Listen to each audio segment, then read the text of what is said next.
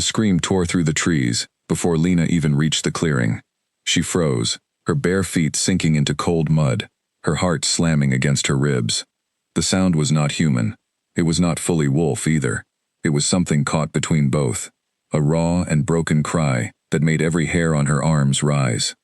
She had been walking for 6 hours since her father closed the gate behind her.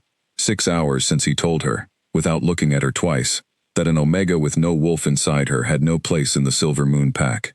6 hours since she had stopped crying and started simply walking, because walking was easier than thinking about what came next. Now, deep in land that belonged to no pack, land the maps called forbidden, she heard something dying. Every instinct told her to run the other way. Rogue territory was not safe for anyone, and certainly not for a banished Omega with no claws sharp enough to defend herself, and no wolf to call on if danger came close. Her father's last words echoed in her mind. "You are nothing without your wolf, Lena. Don't embarrass yourself trying to survive out there." She took a step toward the sound anyway. The trees opened into a small clearing near a ravine, and there she saw him. A wolf, larger than any she had ever seen, black as the night pressing down around them, lying on his side in a pool of blood that had turned the grass dark. His sides rose and fell in shallow, uneven breaths. Deep gashes ran across his shoulder and flank, wounds that looked like they had come from claws, not from any accident of nature. Lena's hand flew to her mouth. She had seen wounded wolves before.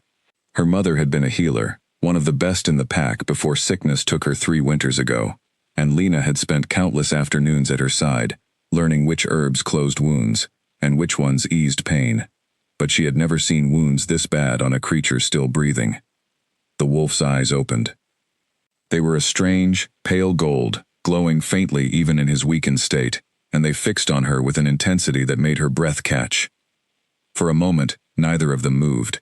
She expected him to snarl, to try to protect himself from a stranger the way any wounded animal would. Instead, he simply watched her, his massive head barely lifting off the ground. "I'm not going to hurt you," she whispered, though she had no idea if he could understand her, or if he even cared. "You're hurt, really hurt." The wolf let out a low, pained huff, almost like the ghost of a laugh, and his head dropped back down. She should have left.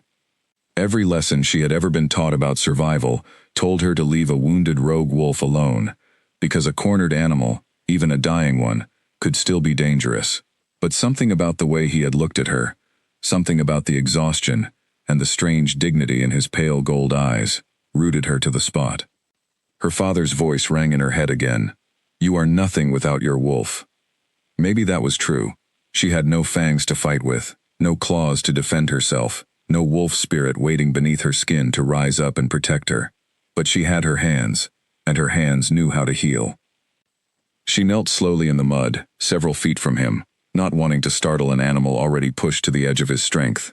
"I know herbs," she said, keeping her voice low and steady, the way her mother used to when calming frightened animals brought in for care. "I can help you, but you have to let me." The wolf's ears twitched at the sound of her voice. He did not growl, he did not try to rise and flee. He simply watched her, his breathing slow and labored, blood still seeping steadily from the gash along his ribs. Lena looked around the clearing, taking stock of what nature had given her. She recognized silverleaf growing near the base of an old oak, its leaves good for slowing blood loss when crushed properly. Moonshade grew in patches near the ravine's edge, useful for cleaning wounds and easing pain. It was not everything she needed, but it was enough to start. "Stay still," she said, more to herself than to him, and moved toward the plants. Her fingers worked quickly, despite trembling from cold and fear, crushing leaves between her palms, mixing them with a little water from a nearby stream. The wolf's eyes tracked her every movement, wary but no longer hostile. When she returned to his side, kneeling close enough now that she could feel the heat radiating off his massive body despite his weakened state, she hesitated only a moment before pressing the paste gently against the worst of his wounds. He flinched, a low sound rumbling in his chest, but he did not pull away. "I know it stings," she murmured. "My mother used to say the sting means it's working.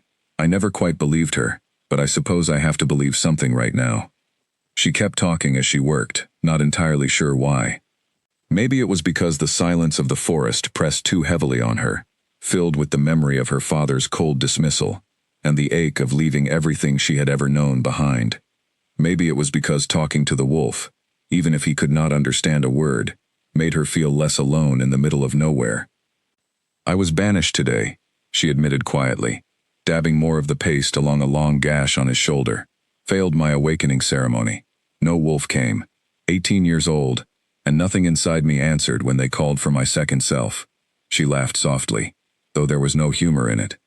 "My own father walked me to the border. Didn't even say goodbye properly. Just told me not to embarrass the pack." The wolf's golden eyes remained fixed on her face the entire time she spoke, as though he understood every word, as though her small, quiet voice was the only thing keeping him tethered to consciousness. By the time she finished tending to the worst of his injuries, the sun had begun sinking behind the trees, throwing long orange shadows across the clearing. The wolf's breathing had steadied slightly, no longer the shallow panic of an animal on the edge of death, though he was far from healed. "You need rest," she said, sitting back on her heels, wiping her hands on her torn dress, "and shelter. You can't stay out here in the open all night. Something could find you."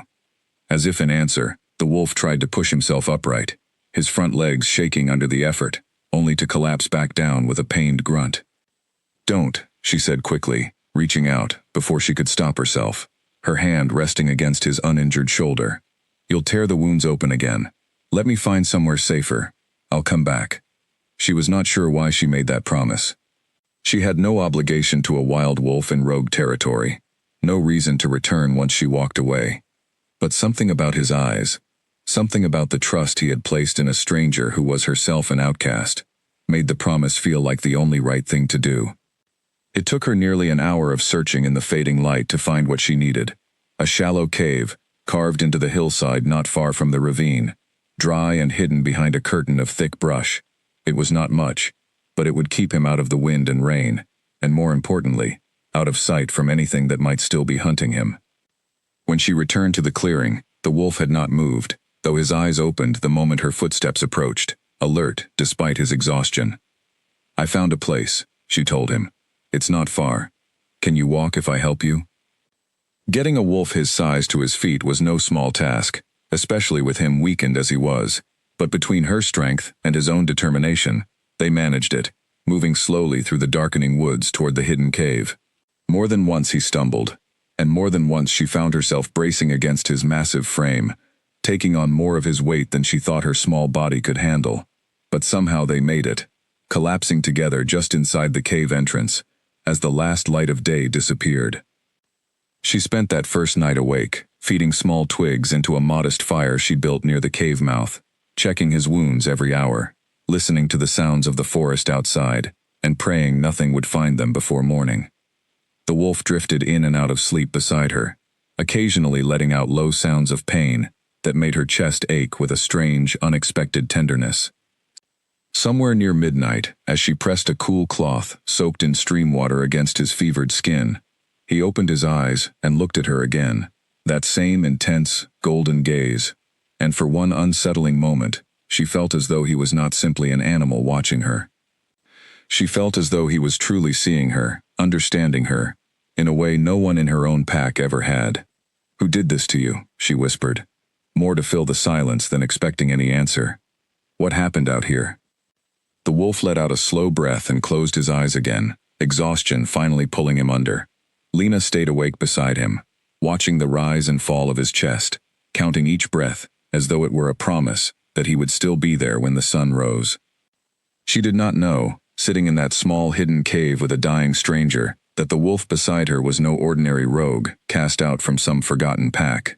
She did not know that somewhere far to the north, an entire kingdom of wolves searched desperately for their missing king, a ruler known throughout every territory for his strength and his ruthlessness in battle. She did not know that the traitors who had ambushed him in the dead of night believed they had left him for dead, and that his survival now rested entirely in the careful, trembling hands of a banished Omega girl who had been told, just hours earlier, that she was worth nothing at all. All she knew was that a creature in pain had needed her, and for the first time since her wolf had failed to answer at her awakening, she had felt useful, needed, not a failure, not an embarrassment, but someone whose hands could hold back death itself, even if only for one more night. By dawn, the wolf's fever had broken slightly, his breathing steadier than it had been the night before. Lena allowed herself a small, exhausted smile as she watched the first light creep into the cave, illuminating his still form. "You're going to live," she said softly, more to convince herself than him. "I won't let you die out here, not after everything." Outside, birds began to sing, and the forest stirred awake around them, indifferent to the quiet miracle unfolding in the hidden cave. Lena had no idea what the coming days would bring, no idea that the wolf beside her carried secrets that could shake an entire kingdom, no idea that her simple act of kindness was about to change the course of her life forever. For now, there was only the fire, the cave, and the slow, steady breathing of the stranger she had chosen to save. As morning light strengthened, Lena allowed herself to finally rest her eyes, if only for a moment, leaning back against the cool stone wall of the cave. The wolf's breathing had settled into something closer to peaceful sleep, and for the first time since her banishment, she felt the tight knot of fear in her chest loosen just slightly. She thought of her mother then, of the gentle hands that had taught her everything she knew about healing, of the quiet pride in her mother's voice whenever Lena successfully treated an injured creature brought to their door. Her mother had always told her that healing was its own kind of strength, different from the strength of claws and fangs, but no less powerful. "You'd be proud of me right now, wouldn't you?" Lena murmured, glancing at the sleeping wolf beside her. "Even if no one else believes I'm worth anything." The wolf's ear twitched at the sound of her voice, though he did not wake. Lena allowed herself a small, tired laugh, the first genuine sound of amusement she had made in days. Whatever came next, whatever dangers still lurked in this forbidden territory, whatever truth waited to be uncovered about the wolf she had saved, she would face it. She had already survived banishment. She had already survived losing everything she thought she knew about her place in the world. Surviving whatever came after this could not be so much harder. With that thought settling over her like a fragile kind of comfort, Lena finally closed her eyes and let exhaustion pull her into a light, watchful sleep, her hand still resting protectively near the great black wolf's side, unaware of just how much her life, and his, were about to change. Lena woke to the sound of the wolf shifting beside her, a low groan escaping him, as he tried, once again, to push himself upright. Sunlight now filled the mouth of the cave, warm and golden, chasing away the chill of the night before. "Stop that," she said quickly, sitting up and reaching toward him. "You're not ready to move yet." The wolf huffed, an oddly stubborn sound, but settled back down, his pale gold eyes watching her with something that looked almost like frustration at his own weakness. "I know," she said, softer now, understanding the look better than he probably realized. "It's hard, feeling helpless. Believe me, I understand that more than you know." She spent the morning changing the poultices on his wounds, relieved to see that the swelling around the worst gash had gone down slightly overnight. The bleeding had stopped almost entirely, and though he was still far from healed, he was undeniably stronger than he had been the previous evening. She left him only once that day, venturing a short distance from the cave to gather more silverleaf and moonshade, along with a handful of berries she recognized as safe to eat. Her stomach had been growling for hours, and she suspected the wolf, despite his current state, would need nourishment too, once he was strong enough to accept it. When she returned, arms full of foraged supplies, she found him watching the cave entrance intently, his body tense, as though he had been anxiously awaiting her return. The moment he saw her, something in his posture relaxed, and she felt an odd little flutter in her chest, at the realization that he had been worried for her safety, despite his own grave condition. "I wasn't gone that long," she said, amused despite herself, settling back down beside him and laying out her gathered supplies. "Did you think I wasn't coming back?" The wolf made a low sound, almost like a scoff, and looked away, as though embarrassed to have been caught caring. Lena laughed softly, the sound surprising her, but she could not remember the last time she had genuinely laughed, not since long before her mother's passing. Certainly not in the tense, watchful months leading up to her failed awakening ceremony. Something about this strange, wounded creature and his silent, expressive reactions had cracked open a small piece of joy inside her that she thought had been lost for good. "You're better company than most people I know," she admitted, crushing berries into a small paste she hoped might help restore some of his strength. "At least you don't tell me I'm worthless." The wolf's head lifted at that, his golden eyes sharp and focused on her face, and for a moment, she thought she saw something like anger flash across his expression, though clearly not directed at her. "It's fine," she said quickly, waving off her own comment. "It doesn't matter anymore. I'm not part of that pack now. I'm not part of any pack." She paused, glancing down at her hands. "I suppose that makes us similar, in a way. Two creatures with no pack to call home." The wolf shifted closer to her, then, slow and careful given his injuries, until his massive head rested gently against her knee. Lena went very still, startled by the sudden closeness, her heart pounding in her chest. But there was nothing threatening in the gesture, nothing predatory. It felt, oddly enough, like comfort, like he was trying, in the only way he currently could, to tell her she was not entirely alone. She let her hand rest lightly on the fur between his ears, and neither of them moved for a long while after that, simply sitting together in the quiet warmth of the cave, two outcasts finding an unexpected kind of peace in each other's presence. As the sun climbed higher in the sky, Lena began telling him more about her life, unable to stop the words once they started spilling out. She told him about her mother, about the years spent learning healing at her side, about the crushing loneliness that followed her death. She told him about growing up in the shadow of stronger, more powerful wolves in her pack, always aware that her lack of a true wolf spirit marked her as different, as lesser, in the eyes of those around her. "I used to pray every night before my ceremony," she confessed, staring into the small fire she had rebuilt near the cave entrance. "I thought if I wanted it badly enough, if I proved myself worthy enough, my wolf would finally answer. But it never did. And when the elders realized nothing was coming, the whole pack just changed. Like I had become invisible. Like I wasn't even worth looking at anymore." The wolf let out a low, mournful sound, and pressed himself just slightly closer to her side. "I'm not telling you this for sympathy," she added quickly, feeling suddenly self-conscious. I haven't been able to talk to anyone in a long time. Really talk, I mean. It's strange, isn't it? I can say more to a wolf who can't even answer me than I ever could to my own family." If the wolf could have spoken in that moment, he might have told her that her honesty, her openness despite everything she had endured, was rarer and more valuable than any wolf spirit could ever be. He might have told her that strength came in many forms, and that the gentle, steady strength she carried in caring for a wounded stranger in the middle of dangerous territory was a kind of power few in his own court, filled with ambitious and calculating wolves, would ever understand. Instead, he simply stayed close to her, offering the only comfort available to him in his current weakened state, and hoped, in whatever way an injured wolf could hope, that circumstances would soon allow him to properly thank the girl who had saved his life, without asking for anything in return. As evening approached once more, Lena noticed the wolf attempting, with obvious effort, to shift his position, testing the strength returning to his limbs.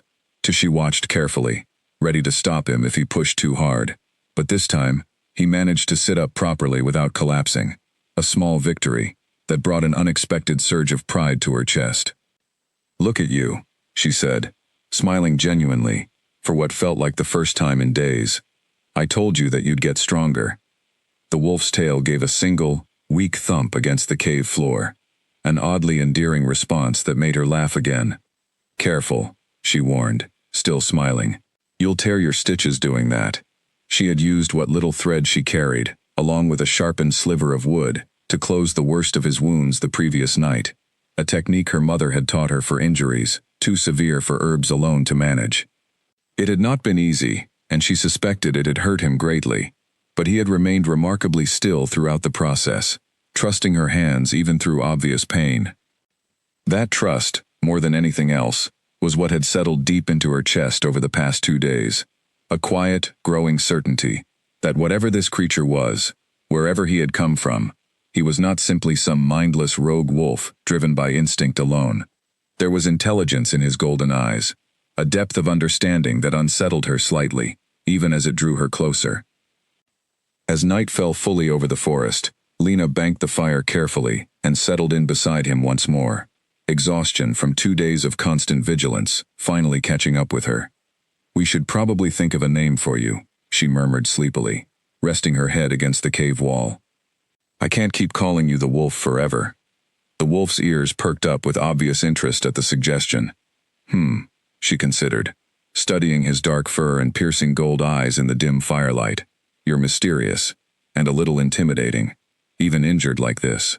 How about Rion?" The wolf huffed softly, an oddly approving sound, and Lena smiled, satisfied with her choice, unaware of how close the invented name had accidentally come to hiding an entirely different truth. "Rion it is, then," she said, her eyes growing heavier with each passing moment. "Good night, Rion." She drifted off to sleep soon after, unaware that the wolf beside her remained awake long into the night, watching over her with fierce, protective attention, silently vowing that whatever happened once he regained his full strength, whatever secrets he would eventually have to reveal, he would find some way to repay the debt he now owed this remarkable, kind-hearted girl who had saved him without ever knowing his true name. Morning came softly, mist curling low over the forest floor outside the cave, and Lena woke to find the wolf, already alert, watching the entrance with quiet intensity, as though sensing something she could not yet perceive. She sat up carefully, immediately noticing the tension in his powerful frame. "What is it?" she whispered, following his gaze toward the tree line. For a long moment, nothing happened. Then, faint but unmistakable, she heard it too. The distant sound of movement through the underbrush, careful and deliberate. The kind of sound made by creatures trying very hard not to be heard. Someone, or something, was searching the forest, and it was getting closer to their hidden cave with every passing minute. Lena pressed herself flat against the cave wall, her pulse hammering in her ears, one hand instinctively reaching out to rest against the wolf's uninjured shoulder, as though her touch alone could keep him still and silent. Beside her, he had gone rigid, every muscle coiled with an alertness that seemed to override his injuries entirely. His golden eyes narrowed toward the brush covering the cave entrance. The sound of footsteps grew louder, careless and heavy, nothing like the practiced silence of an experienced tracker. Lena felt a small measure of relief at that. Whoever approached was not skilled at moving unseen through rogue territory, which meant they were likely not searching specifically for this cave, or for the wolf hidden within it. "Stay down," she breathed, barely audible even to herself, though she suspected the wolf's hearing was sharp enough to catch every word regardless of volume. Through the gap in the brush covering the entrance, she caught glimpses of movement, 3 figures moving through the trees roughly 50 paces away. They wore rough, patched clothing, the kind favored by wandering rogues who had no pack territory to call their own, no laws to answer to beyond their own survival. One of them carried a crude spear, its tip stained dark with something Lena did not want to examine too closely. "Nothing out here," one of the figures called out, voice carrying easily through the still morning air. "Waste of time, searching this deep." "Boss said check every ravine within 2 miles, another voice answered, gruffer, clearly annoyed. "Something worth a fortune got left out here somewhere." "I'm not going back empty-handed to explain why we lost the trail." Lena's breath caught. Beside her, the wolf's growl was so low it barely registered as sound, more a vibration she felt through her palm still resting against his fur than anything audible to the searchers outside. "Probably crawled off and died somewhere," the third voice said dismissively. "Things that torn up don't survive more than a night. Even something that big, we're wasting our time. Boss wants proof either way, dead or alive. He wants to see the body before he pays out." Lena's mind raced, piecing together fragments of understanding, even as fear coiled tight in her stomach. These were not simply rogues stumbling through the forest by chance. They were hunters, sent specifically to find something, or someone, torn up badly enough that the searchers assumed death was the likely outcome. Someone had wanted the wolf beside her dead, had wanted it badly enough to send trackers into forbidden territory to confirm the kill. The pieces did not fully make sense yet, but the danger was unmistakably clear. The footsteps drew closer still, close enough now that Lena could hear individual twigs snapping beneath careless boots. Close enough that she found herself holding her breath entirely, terrified that even the smallest sound might give away their hiding place. The wolf beside her had gone utterly still, though she could feel the barely contained tension thrumming through his powerful frame, the readiness of a predator, prepared to strike despite wounds that would have left any lesser creature unable to move at all. "Check that ravine over there," the gruff voice ordered, and Lena's heart nearly stopped as she realized the ravine in question sat almost directly below their hidden cave entrance. She squeezed her eyes shut, praying silently to whatever spirits might be listening, that the brush covering the cave mouth would hold, that their scent, faint as it might be after 2 days sheltered from open air, would not carry far enough to alert the hunters below. Long, agonizing minutes passed, and she heard the searchers moving along the ravine's edge, their voices growing muffled with distance, and then sharpening again as they circled back. Every sound sent fresh spikes of terror through her chest, and more than once she felt certain they had been discovered, only for the footsteps to move past the cave entrance entirely, oblivious to what lay hidden just beyond the brush. Finally, after what felt like an eternity, the gruff voice called out again, farther away now. "Nothing here. Moving north. If the boss wants confirmation, he can come look himself." The sound of footsteps and voices gradually faded, swallowed by the vast quiet of the forest, until eventually, silence settled fully over the clearing once more. Lena allowed herself a shaky, relieved breath, her whole body trembling with the release of tension she had been holding for what felt like hours, though in truth it had likely been no more than 20 minutes. Beside her, the wolf slowly relaxed as well, though his golden eyes remained fixed on the cave entrance for several minutes longer, wary of any trick, any possibility that the hunters might double back. "They were looking for you," she whispered finally, once she felt confident enough that the danger had truly passed. "Someone sent them specifically to find you, and they mentioned a boss who wanted proof of your death."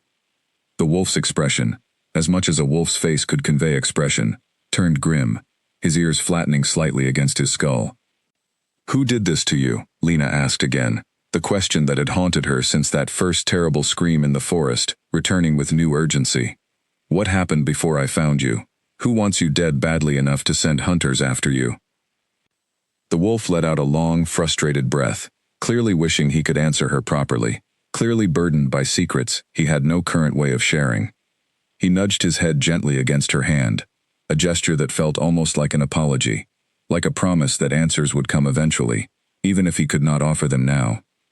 Lena studied him for a long moment, taking in the intelligence clear in his gaze, the barely restrained fury that had risen at the mention of hunters sent to confirm his death, the strange, commanding presence he carried, even while grievously wounded and unable to speak. Pieces of a larger puzzle were beginning to form in her mind, though she could not yet see the full picture. "Whoever you really are," she said slowly, choosing her words with care, "you're not just some ordinary rogue wolf, are you?" The wolf held her gaze steadily, and though he offered no answer beyond his silence, something in his expression told her that her instincts were not wrong. "It doesn't matter," she said finally, surprising herself with how quickly the words came, how certain she felt saying them. "Whoever you are, whatever trouble follows you, I already made my choice when I decided to help you. I'm not going to abandon you now, just because some hunters came sniffing around the forest." The wolf's eyes softened at her declaration, something warm and grateful passing between them in the quiet aftermath of danger, narrowly avoided. He shifted closer to her once more, resting his great head against her lap despite the awkward angle his injuries required, and Lena found herself smiling despite the lingering fear still coursing through her veins. "We should probably think about moving somewhere even safer though," she added after a moment, practical concerns returning as her heartbeat gradually slowed. "If they're searching this territory, they might come back this way eventually. We need somewhere better hidden, at least until you're strong enough to defend yourself properly." The wolf considered this, then, with obvious effort, pushed himself up onto unsteady legs, testing his strength in a way he had not attempted since the previous evening. He still favored his injured side heavily, still moved with careful, measured steps that spoke of significant lingering pain, but he was undeniably stronger than he had been, even a day earlier. "Not too far," Lena cautioned, rising to help steady him. "You're healing, but you're not fully healed. We don't want to undo all this progress." Together, they made their way deeper into the forest, moving slowly and carefully, Lena's small frame providing what support she could, as the massive wolf leaned into her side whenever his strength wavered. She led them toward a denser section of woodland she had noticed during her earlier foraging trip, an area thick with old-growth trees and tangled undergrowth that would make tracking significantly more difficult for anyone searching the area. They found a new shelter eventually, a hollow formed beneath the roots of an ancient fallen tree, well hidden and surrounded by dense brush that would mask both scent and sound far better than their previous hiding place. Lena set about making it habitable, gathering soft moss and dry leaves for bedding, rebuilding a small, carefully controlled fire pit that would produce minimal visible smoke. By the time evening fell once more, they were settled into their new, more secure hiding place, and Lena finally allowed herself to properly process everything the day had revealed. Someone powerful enough to send hunters into forbidden territory wanted this wolf dead. Someone had already tried once, judging by the severity of his wounds when she had found him, and somehow, against every instinct that should have told her to run in the opposite direction, she had chosen instead to protect him, to hide him, to help him heal.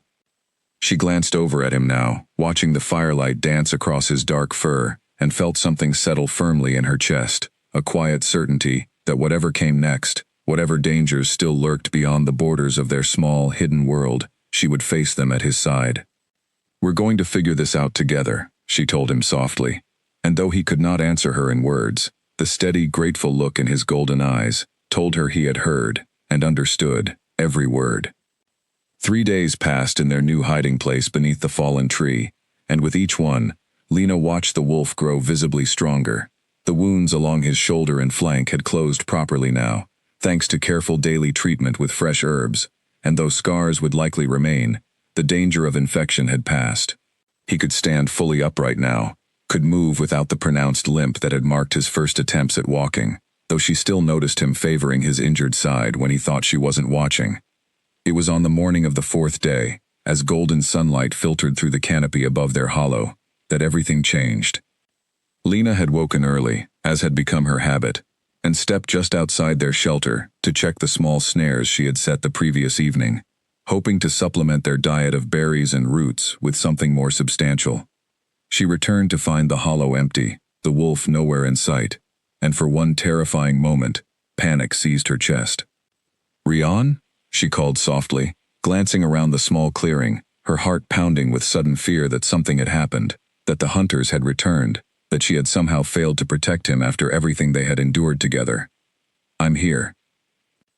The voice, deep and unfamiliar, came from behind her, and Lena spun around so quickly she nearly lost her footing. Standing where the wolf had been just moments before was a man, tall, broad-shouldered, with dark hair that fell across a face, carved from sharp, striking angles, and eyes the exact same pale gold she had come to know so well over the past 4 days. He wore nothing but a length of cloth she recognized as part of her own spare dress, hastily wrapped around his waist, and even in this weakened, half-healed state, there was an unmistakable power radiating from him, a presence that filled the entire clearing despite his obvious exhaustion.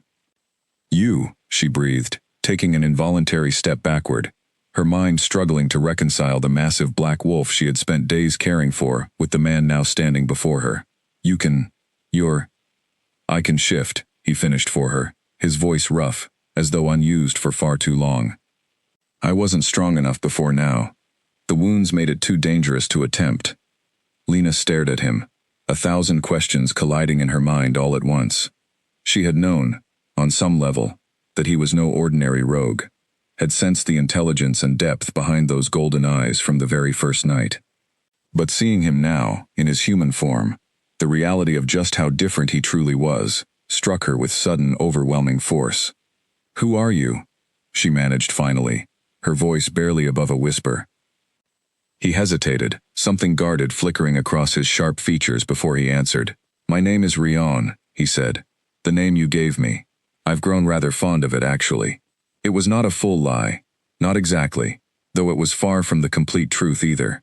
Cale had spent the past 4 days listening to this girl pour out her heart to him, watching her tend his wounds with a gentleness and skill he had rarely encountered even among the most experienced healers in his own court. And something in him could not yet bring himself to reveal the full weight of who he truly was. Not until he understood more about the danger that had nearly killed him. Not until he could be certain revealing his identity would not put her at even greater risk. "Rian," Lena repeated slowly, studying his face, searching for any hint of deception, and finding none she could clearly identify. "You were attacked. That's why you were so badly hurt when I found you." "Yes," he confirmed, moving carefully to sit near the small fire pit, his body still clearly weakened despite his ability to shift. "Ambushed, actually, by wolves I trusted." "The hunters," she said, understanding dawning. "The ones who came looking for a body to confirm your death. They were sent by whoever attacked you." Kale's expression darkened considerably. "Yes. I don't yet know the full extent of who was involved, or how deep the betrayal runs. That's part of why I haven't tried to leave and seek help elsewhere. I don't know who I can still trust." Lena settled down across the fire from him, still trying to process the strange, sudden shift in their circumstances. 4 days of caring for a wounded wolf, of talking openly about her deepest fears and losses to a creature she believed could not fully understand her words. And now that same creature sat before her in human form, clearly capable of understanding every single thing she had shared. "You heard everything I told you," she said slowly, heat rising in her cheeks. "These past few days, all of it." "I did," Kale admitted, something gentle softening his sharp features. "And I want you to know, none of what you shared changed how I see you. If anything, it only made me admire you more." Lena looked away, uncertain how to respond to that, uncertain how to process the strange vulnerability of having shared so much of herself with someone who had, until moments ago, existed only as a silent, wounded animal in her care. "Why didn't you tell me sooner?" she asked, glancing back at him. "That you could understand me. That you could, eventually, shift back." "I wasn't strong enough to shift until this morning," he said honestly. "And even now, attempting it has cost me most of what strength I'd regained. As for understanding you," he paused, choosing his next words carefully. "Wolves in their shifted form retain full awareness, full understanding. I simply couldn't respond in kind while trapped in that shape, not with injuries severe enough to prevent me from shifting back safely." It made sense. In the strange logic of shifter physiology Lena had learned growing up around her pack, though the reality of it still left her feeling slightly off balance, reassessing every conversation, every quiet moment they had shared over the past several days with new understanding. "I'm sorry," Kale added, noticing her discomfort. "If I had been able to explain sooner, I would have." "It's fine," she said, though it would take her some time to fully settle into this new reality. "I suppose it doesn't change what happened, or what I chose to do. I still would have helped you, wolf or man." Something in Kale's expression shifted at that, warm and appreciative in a way that made Lena's pulse quicken slightly, though she pushed the reaction aside, uncertain what to make of it. "Tell me about yourself," he said, changing the subject with obvious deliberate care. "You mentioned failing your awakening ceremony, banishment from your pack, but I'd like to hear more, if you're willing to share it, properly. This time, with someone who can actually respond." Lena considered him for a long moment, weighing how much of herself she was willing to reveal, now that he could truly hear and understand every word. But something about his steady, patient gaze, the genuine interest evident in his expression, made her decision easy. "There isn't much more to tell beyond what I already said," she began. "I grew up in the Silver Moon Pack, north of here.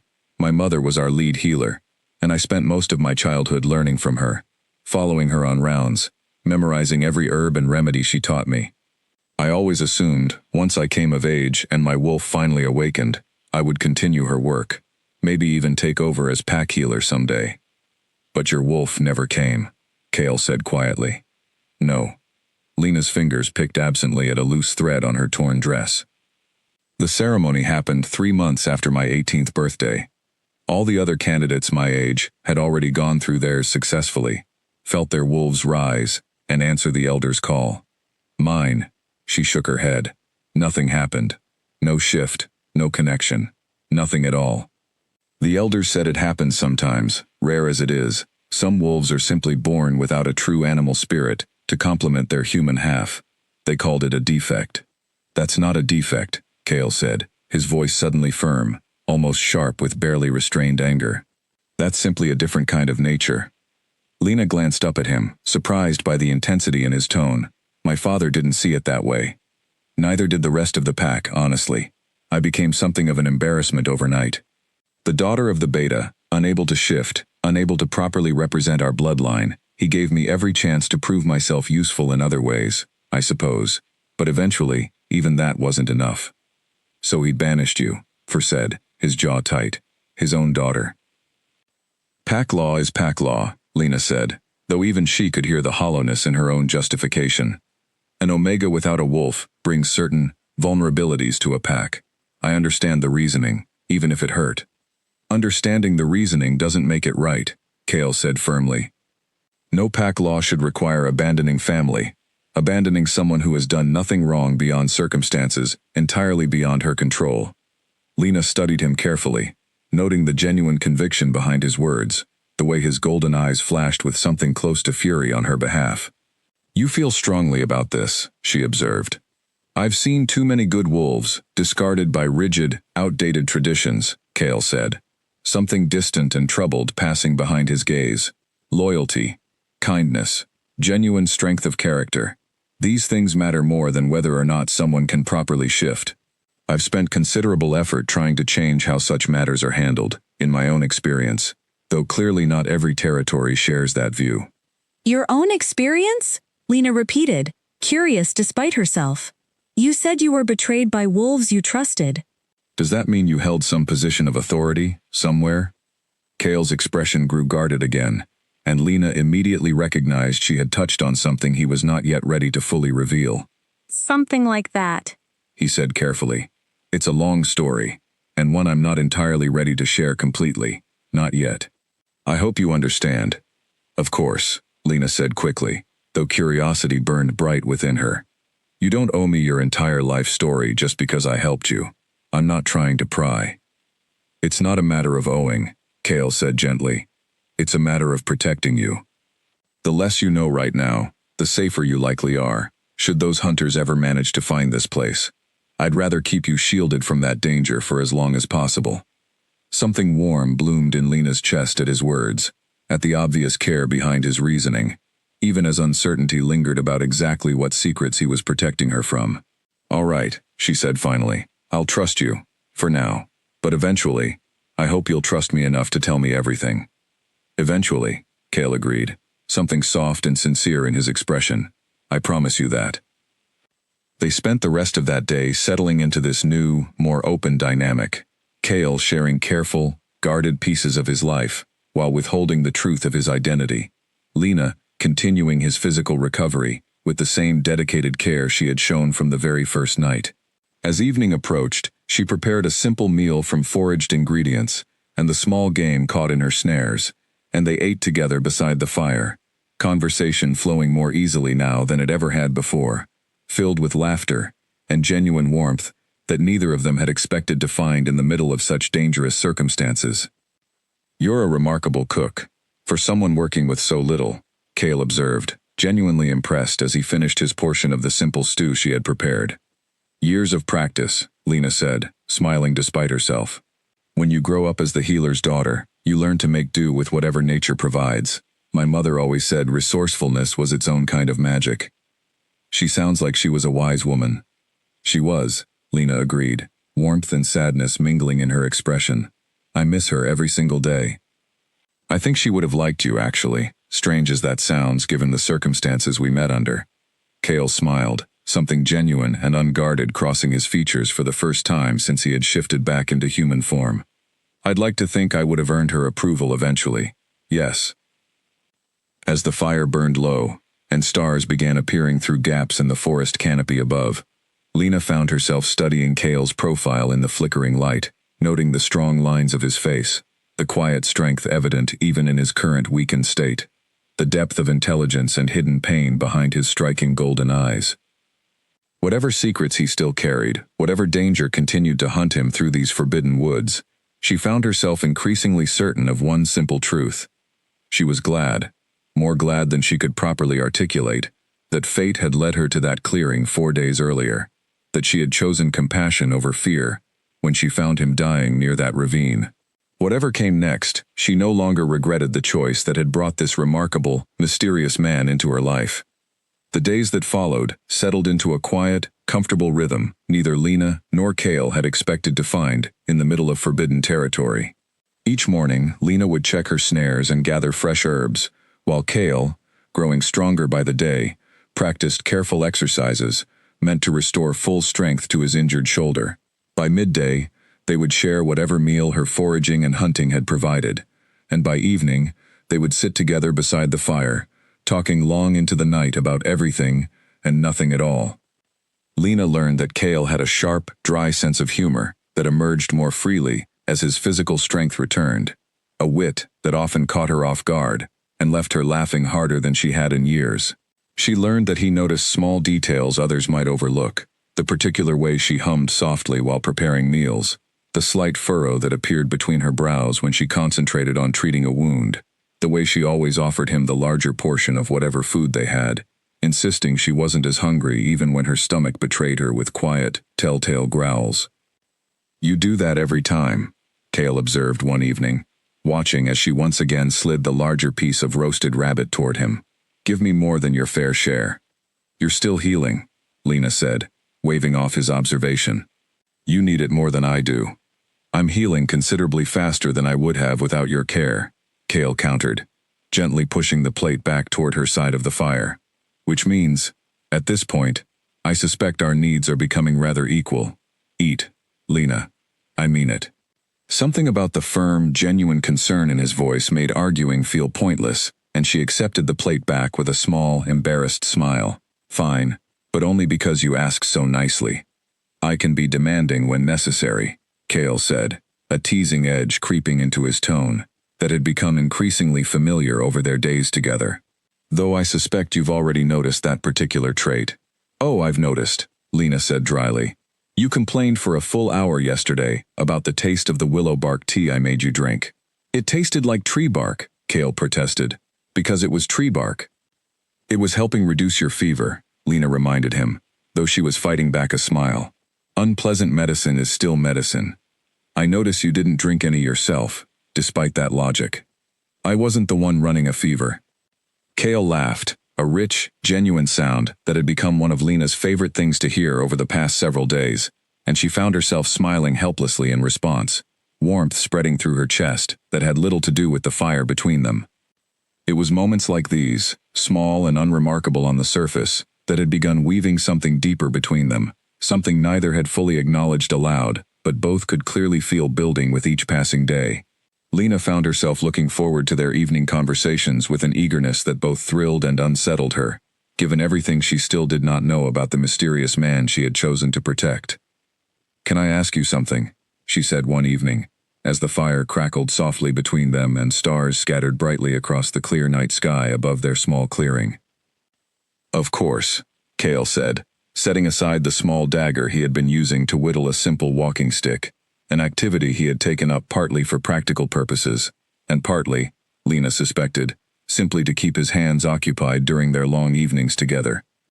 "Do you ever think about going back?" she asked carefully. "Wherever you came from, before the attack. Do you think about returning, once you're fully healed?" Kale's expression grew thoughtful, considering the question with obvious care before answering. "I have responsibilities I can't ignore forever," he admitted. "People who depend on me, who are likely searching for me even now, uncertain what happened, or whether I'm even still alive. Eventually, yes, I'll need to return and address what happened, hold accountable those responsible for the attack." Lena nodded, something heavy settling in her chest at the reminder that whatever peaceful bubble they had created together in this hidden clearing could not last forever. "And what happens then, once you return to wherever you came from?" Kale was quiet for a long moment, his golden eyes fixed on the fire between them, though Lena sensed his thoughts were far away, wrestling with questions he had not yet fully resolved even within himself. "I don't know exactly what happens then," he admitted finally, honestly. "But I know I don't want this, whatever this is between us, to simply end the moment I leave this forest. You've given me something I haven't experienced in longer than I care to admit, Lena. Genuine, uncomplicated companionship. Someone who sees me clearly, without agenda, without ulterior motive. I'm not eager to lose that." Lena's breath caught slightly at the raw honesty in his words, at the vulnerability evident in his expression, despite his obvious effort to maintain composure. "I feel the same way," she admitted quietly. These past days, with you, they've been some of the only truly peaceful days I've had in years. Even with the danger, even not knowing everything about who you really are, I've felt more like myself here than I ever did within my own pack. You deserve so much better than what your pack gave you, Kale said, his voice suddenly fierce with quiet conviction. You deserve to be valued for who you are, not discarded because of circumstances you never chose. You keep saying things like that, Lena observed softly, like you have some particular authority to speak on such matters. Kale's expression flickered briefly, something guarded crossing his features, before he carefully schooled his reaction back into neutrality. Perhaps I simply have strong opinions about fairness and loyalty, he said, deflecting smoothly. Opinions shaped by my own experiences with betrayal and injustice. Lena studied him for a long moment, aware he was still holding back significant pieces of his true identity, yet finding herself unwilling to push harder for answers he clearly was not yet ready to share. Trust, she had come to understand over these strange, transformative days together, did not require complete knowledge. It required patience and faith that understanding would come when the time was right. Whatever you're not telling me, she said finally, I trust that you have good reasons for keeping it hidden right now, and I trust that when you're ready, you'll share it. Something in Kale's expression softened considerably at her words, gratitude, and something warmer, something that made Lena's heart flutter unexpectedly, evident in his golden gaze. Thank you, he said quietly, for that trust. I promise you, Lena, it won't go unrewarded. They sat together in comfortable silence after that, the weight of unspoken truths hovering between them but no longer feeling quite so heavy, cushioned instead by the growing bond they had built through days of shared vulnerability and quiet companionship. Later that night, as Lena settled into her usual sleeping spot near the fire, she found herself unable to fully quiet her thoughts, turning over everything Kale had said, everything he had carefully avoided saying, searching for clues about the true nature of the man who had so thoroughly upended her entire understanding of what her life could look like after banishment. She thought about the hunters who had come searching for proof of his death, about the fierce, commanding presence he carried, even while injured, about the careful, deliberate way he spoke of responsibilities and people depending on him. Pieces of a larger truth continued forming in her mind, though she still could not see the complete picture clearly. Whoever Kale truly was, whatever position of authority or importance he held before the attack that had nearly killed him, she found herself certain of one thing above all else. The connection growing between them, forged through days of shared vulnerability, laughter, and quiet understanding, felt more real and more valuable than anything she had experienced within her own pack, where blood ties and pack law had ultimately meant far less than simple, genuine kindness. Whatever truths remained hidden, whatever dangers still lingered beyond the edges of their small, protected world, Lena found herself increasingly certain that she was ready to face them, so long as she could face them at Kale's side. Across the dying fire, Kale watched her drift slowly into sleep, his expression softening into something tender and unguarded now that she could no longer see it. He thought of his court, of the traitors who had orchestrated the ambush that nearly ended his life, of the complicated, dangerous political landscape awaiting his return. But more than any of that, he thought of the girl before him, banished for a circumstance entirely beyond her control, who had shown him more genuine kindness and courage in a handful of days than most of his own court had shown him in years of rule. Whatever it cost him, whatever complications his true identity would inevitably introduce, he found himself increasingly determined to ensure Lena remained part of his life, long after this forest, and the dangers still hunting him within it, faded into memory.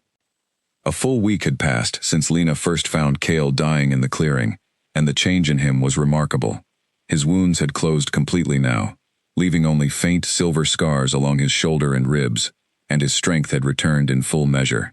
He moved now with the easy, powerful grace Lena imagined must have defined him before the attack, and more than once she caught herself watching him with an admiration that went far beyond simple gratitude for having survived. That morning, Kale had insisted on accompanying her during her usual foraging trip, unwilling any longer to remain idle, while she handled every practical necessity of their survival alone. "You've done more than enough for both of us," he had said firmly, when she tried to argue he should continue resting. "Let me actually contribute something now." They walked together through the dense forest, sunlight filtering through the canopy and dappled patterns across the forest floor, and Lena found herself explaining, with obvious enthusiasm, the various plants they passed, pointing out which held medicinal value and which were simply beautiful additions to the woodland scenery. "You really do love this," Cale observed, watching her crouch beside a patch of small purple flowers, carefully examining their petals before deciding they weren't what she needed. "Healing, I mean. This whole practice."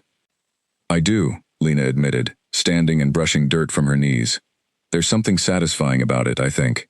Taking something broken and helping it become whole again. It feels like the most meaningful thing I could possibly do with my life, even if my own pack never valued that particular gift." "They were fools not to value it," Cale said, his tone carrying the same fierce conviction it always did when the subject of her banishment arose. "Any pack would be fortunate to have a healer with your skill and dedication." Lena felt heat rise in her cheeks at the sincerity in his praise, and she busied herself gathering a handful of nearby herbs to hide her reaction. "You're rather generous with your compliments," she said, attempting lightness despite the flutter in her chest. "I simply speak the truth," Cale said, moving closer to help her gather the scattered plants. "You saved my life, Lena. More than once, I suspect, given how close I came to death that first night. That's not a small thing, regardless of what anyone else might have told you about your worth." Their hands brushed together as they both reached for the same cluster of herbs, and Lena froze, suddenly acutely aware of how close Cale had moved, of the warmth radiating from his body despite the cool morning air, of the intense, focused way his golden eyes studied her face. "Cale," she breathed, unsure exactly what she meant to say next, only certain that the moment felt charged with something significant, something neither of them had yet fully acknowledged. "I've wanted to tell you something," Cale said quietly, his voice lower and rougher than usual. "For several days now. I've simply been uncertain how to say it properly." "Tell me what?" Lena asked, her heart pounding loudly enough she felt certain he must be able to hear it. Cale's hand rose slowly, gently brushing a loose strand of hair back from her face, his touch feather-light, but sending sparks racing across her skin regardless. "You've become important to me," he said, his voice barely above a whisper. "More important than I quite know how to properly express these past days with you, despite everything else happening around us, have meant more to me than I can easily articulate." "I feel the same," Lena admitted softly, her own voice trembling slightly with the weight of the confession. "I wasn't expecting any of this, especially not so soon after everything that happened with my banishment. But being here, with you, it's felt more right than anything else in my life has felt in a very long time." For a long, suspended moment, neither of them moved, simply existing in the charged space between them, both aware of the significance of the moment, yet neither quite certain how to proceed. Then, slowly, deliberately, Cale leaned closer, giving her every opportunity to pull away if she wished. One she did not pull away. Their lips met softly, tentatively at first, a gentle exploration of the connection that had been building steadily between them since that very first night in the clearing. Lena's hands found their way to Cale's chest, feeling the steady, strong beat of his heart beneath her palms, and he wrapped his arms carefully around her, drawing her closer, with a tenderness that spoke volumes about the depth of feeling he had been carefully guarding. When they finally broke apart, both slightly breathless, Cale rested his forehead gently against hers, a small, genuine smile playing across his features. "I've wanted to do that for days," he admitted. "Only days?" Lena teased, though her own smile matched his, wide and genuine and utterly unguarded.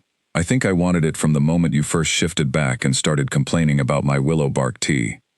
Cale laughed, the sound warm and rich in the quiet morning forest around them. "I suppose that's rather appropriate, given that I was likely already falling for you well before that." They remained there together for a long while, simply enjoying the closeness, the warmth of newfound affection, settling comfortably between them, despite the uncertainty still hanging over their future together.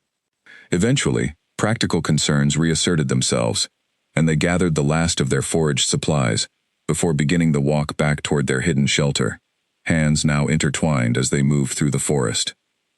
"I need to tell you something," Cale said eventually, as their small clearing came into view through the trees ahead. "Something I should have told you before now. Lena glanced at him, sensing the shift in his tone, the sudden seriousness replacing the light, teasing warmth of moments earlier. About who you really are, she guessed. Yes, Cale confirmed, stopping just at the edge of their clearing, turning to face her fully. I owe you the truth, Lena, especially now, given everything we've just shared. Lena's heart pounded with a mixture of anticipation and nervousness, uncertain exactly what revelation awaited her, but sensing, from the weight in Cale's expression, that it would fundamentally alter her understanding of who he truly was. Before he could continue, however, a sound cut through the quiet forest air, sharp and unmistakable.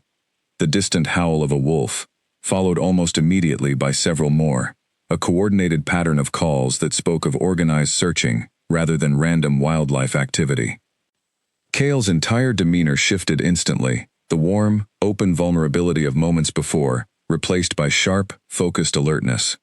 They've found the general area, he said grimly, his gaze fixed toward the direction of the howls. We need to move. Now.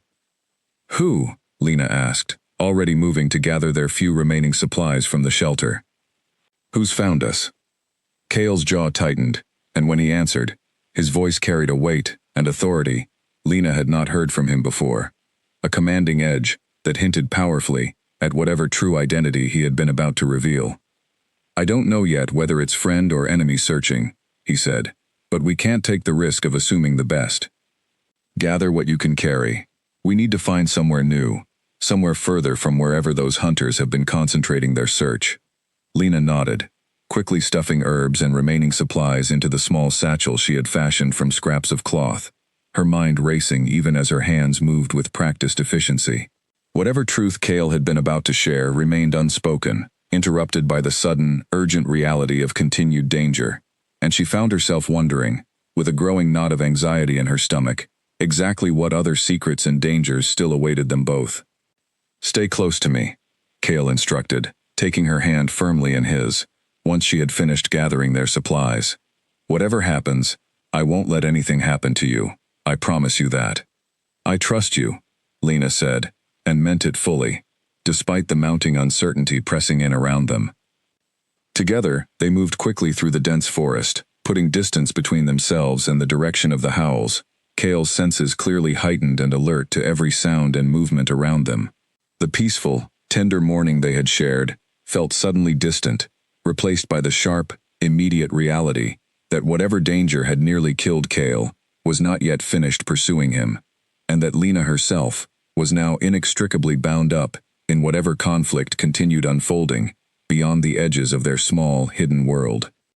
As they hurried through unfamiliar terrain, Lena's thoughts kept returning to the moment just before the howls had interrupted them, to the weight and seriousness in Cale's expression as he prepared to finally reveal his true identity. Whatever truth he carried, whatever position of power or authority he had been about to confess, she found herself certain of only one thing as they fled deeper into the forest together, hands still tightly clasped. Whoever Cale truly was, she loved him regardless, and she would face whatever revelations and dangers still awaited them both, so long as they faced it together.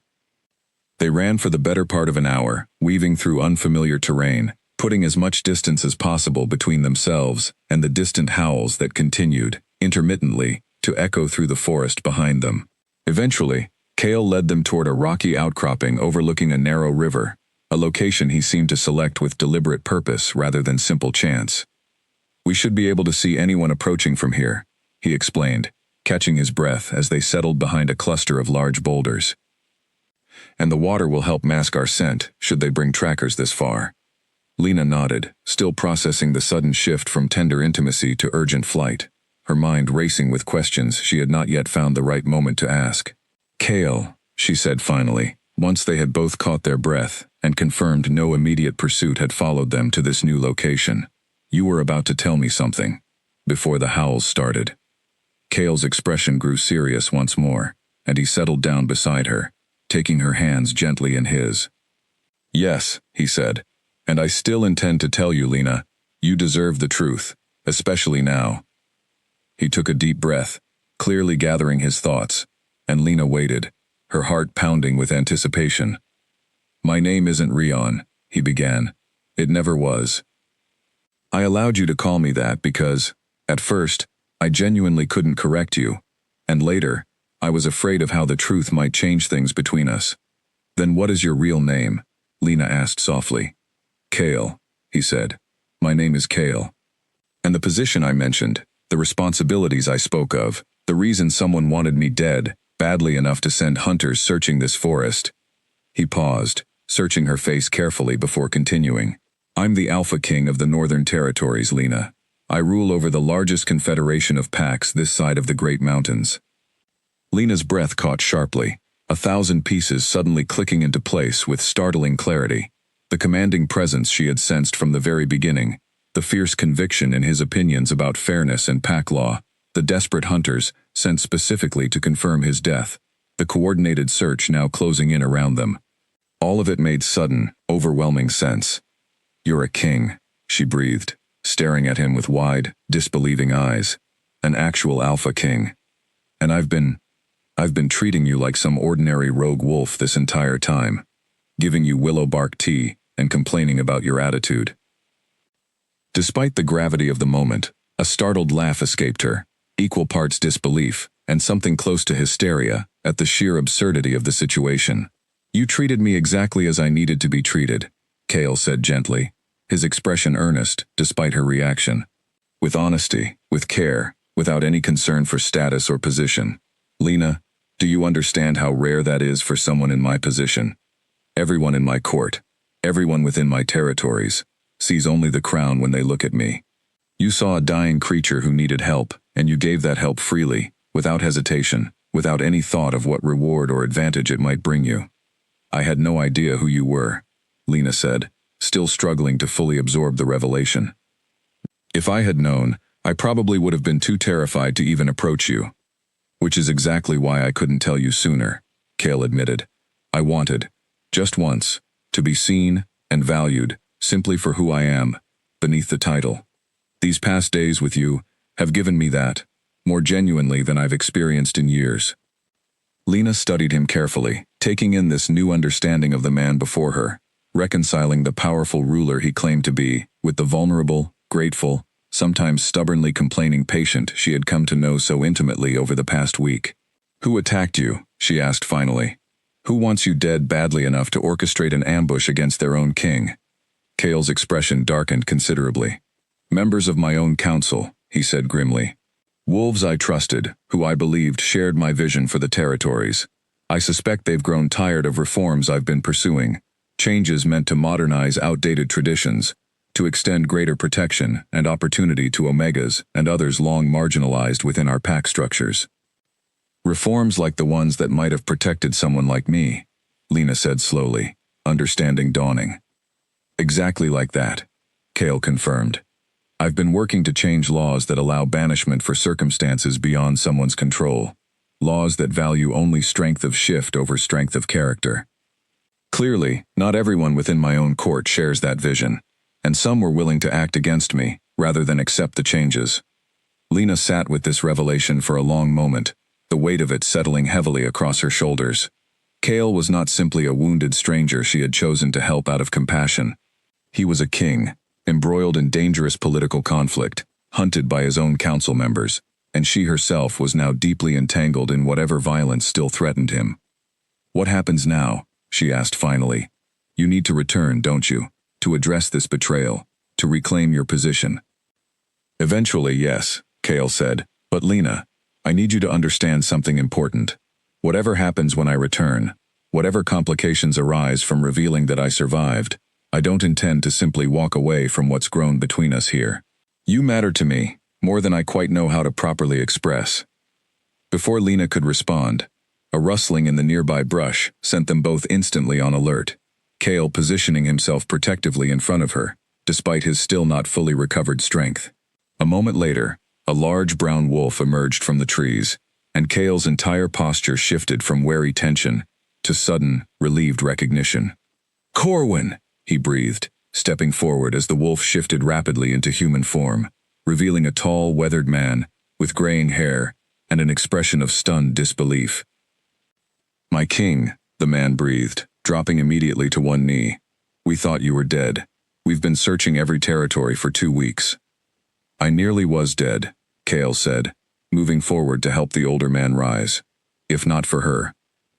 He gestured toward Lena, who remained partially hidden behind the boulder, uncertain how to react to this sudden appearance of what was apparently one of Kale's most trusted generals. This is Lena. She found me dying in the forest and has kept me hidden and healing ever since.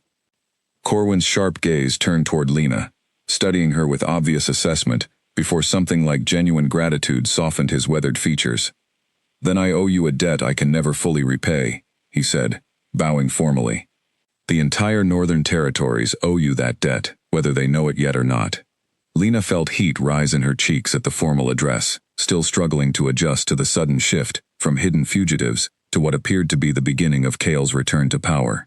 I only did what anyone would have done, she said quietly, though Corwin's expression suggested he strongly disagreed with that assessment. Few would have shown such courage, given the danger involved, Corwin said firmly. But we can discuss the full details later. Right now, my king, we need to move quickly.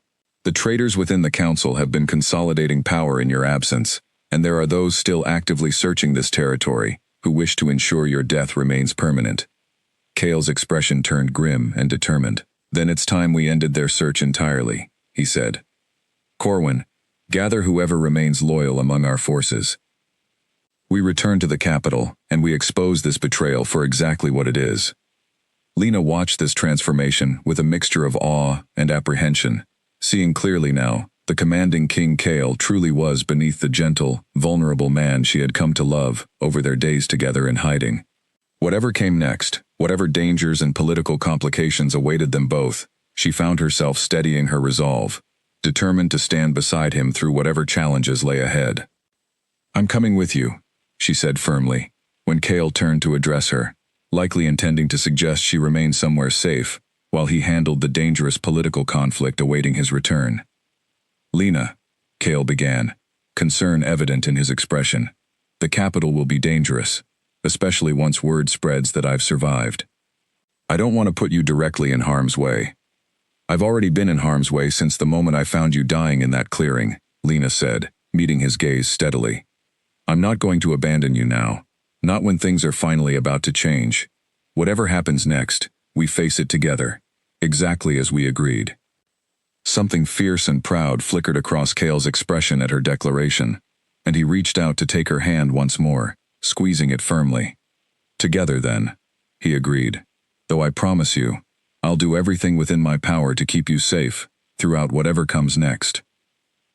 Corwin watched this exchange with quiet interest, something knowing and approving in his weathered expression, though he said nothing further on the matter, instead turning his attention to practical preparations for their journey back toward the capital and whatever confrontation awaited them there. As they began the long trek toward Kale's kingdom, Lena found herself reflecting on how dramatically her circumstances had shifted in the span of little more than a week. Banished and alone, believing her life among wolves had effectively ended, she now walked toward a royal capital, at the side of an alpha king who had chosen her, of all people, to trust with both his survival and his heart. Whatever challenges awaited them in the capital, whatever traitors still needed to be exposed and confronted, she found herself ready to face it all, strengthened by the genuine connection she and Kale had built together in the quiet solitude of the Forbidden Forest. The journey toward the capital took 3 full days, moving carefully through territory that grew increasingly familiar to Kale and increasingly foreign to Lena with each passing mile. Corwin had gathered a small group of loyal soldiers along the way, wolves who had remained faithful to Kale despite the chaos and uncertainty following his disappearance, and their numbers grew steadily, as word spread quietly among trusted circles that their king had survived. Lena watched this transformation with growing amazement, seeing firsthand the loyalty and respect Kale commanded, even in his weakened, still recovering state. Soldiers who had fought alongside him for years knelt without hesitation upon seeing him alive, relief and determination mingling in their expressions as they pledged renewed commitment to his cause. "You're quiet," Kale observed on the second evening of their journey, as their small camp settled for the night in a secluded grove, well hidden from any potential pursuit. "I'm still adjusting," Lena admitted, watching the organized activity of soldiers, setting watch, and preparing simple meals around their camp. "A week ago, I was banished and alone, certain my life had effectively ended. Now I'm traveling with an army toward a royal capital, watching people kneel before the man I've been calling Rion for days. Kale's expression softened with understanding. It's a significant shift, he acknowledged. For what it's worth, I'm grateful you're handling it with such remarkable composure. I'm terrified, honestly, Lena confessed quietly. Not of the danger exactly, though that's certainly concerning enough. I'm terrified of how everyone in your court will react, once they learn I'm the banished Omega who's been caring for their king. I can only imagine what they'll think. They'll think exactly what I think, Kale said firmly, taking her hand in his. That you're remarkable, courageous, and deserving of every bit of respect and honor my position can offer. Anyone who thinks otherwise will answer directly to me. Lena managed a small, grateful smile at his fierce defense, though uncertainty still lingered heavily in her chest. She had grown up watching her own pack's rigid social structures, understood intimately how quickly and cruelly judgment could be passed on those deemed unworthy by traditional standards.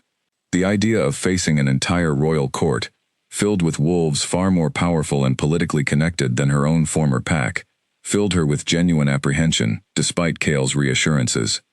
Their conversation was interrupted by Corwin's sudden approach, his expression tense with obvious concern. "My king," he said quietly, glancing around to ensure their conversation remained private. "Our scouts have spotted movement to the east, a significant group, moving with purpose toward our position." Kale rose immediately, all traces of the gentle warmth from moments earlier, replaced by sharp, focused alertness. "How many? And how far?" "Perhaps 20, judging by the tracks. Roughly 2 miles out, moving quickly." "Could be more of the hunters sent after me," Kale said grimly. "Or it could be reinforcements from the traitors, moving to intercept us before we reach the capital, and expose their betrayal." "We should move now," Corwin advised. "Put distance between us before they close the gap further." Kale nodded, already reaching for the sword one of his soldiers had provided upon joining their group. "Wake the others." "We move immediately, and we move quietly." Within minutes, their camp had been broken down, and their small group was moving swiftly through the darkened forest, tension thick among the soldiers as they maintained careful, practiced silence despite the urgency of their pace. Lena stayed close to Kale's side, her heart pounding with a fear she worked hard to keep from visibly showing, trusting in the obvious skill and experience of the soldiers surrounding them. They had covered perhaps a mile when the first arrow whistled through the darkness, embedding itself in a tree trunk mere inches from where Lena walked.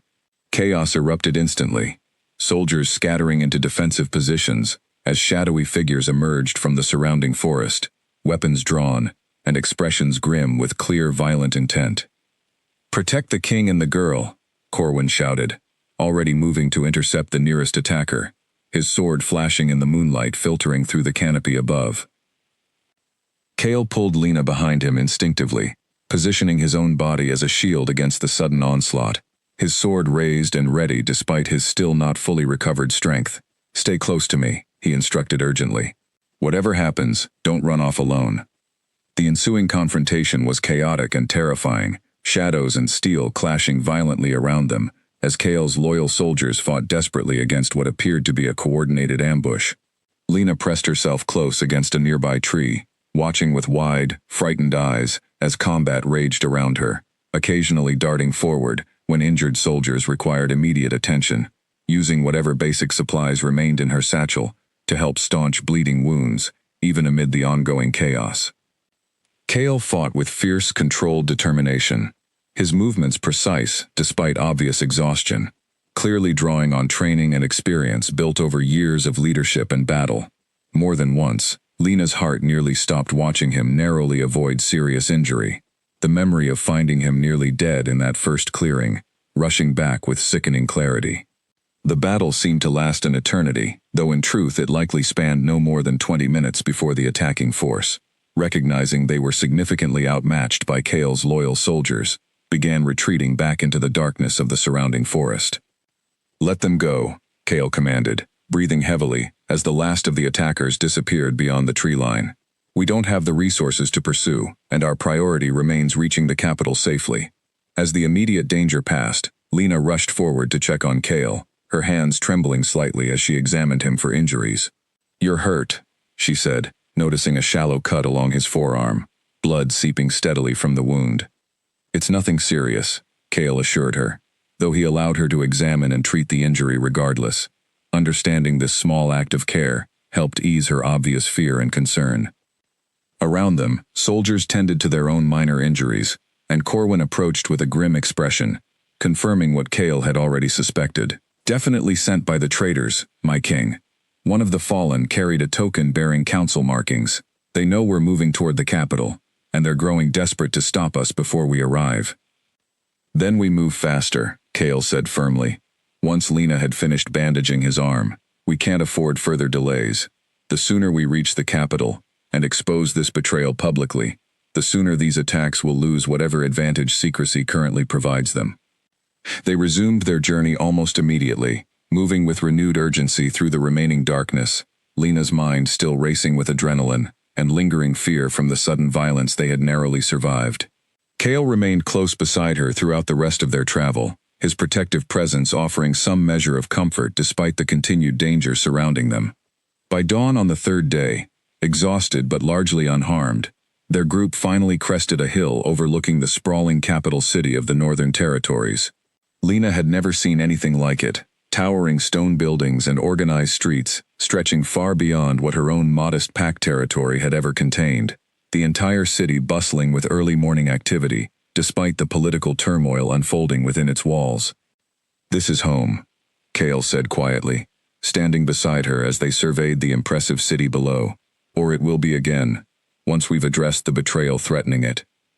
"It's beautiful," Lena admitted, genuine awe evident in her voice, despite the exhaustion and lingering tension from the previous night's battle. "You'll come to know it well," Cale said, taking her hand once more. "I intend to make certain of that." Corwin approached, his expression a mixture of relief at their safe arrival and continued vigilance given the dangers still likely awaiting them within the city itself. "My king, we should proceed carefully. The council believes you dead. Announcing your survival publicly, without proper preparation, could provoke immediate and drastic reaction from those responsible for the ambush." Cale nodded, his expression turning thoughtful and strategic. "Then we won't announce it publicly, not immediately. First, we gather proof, and we identify precisely who among the council orchestrated this betrayal. I want them exposed thoroughly, with evidence undeniable enough that no political maneuvering can save them from justice." "And Lena?" Corwin asked carefully, glancing between his king and the young woman beside him. "How do you intend to handle her presence, once we're within the capital?" Cale's expression grew firm and resolute. "She remains at my side," he said simply. "Openly, and without apology.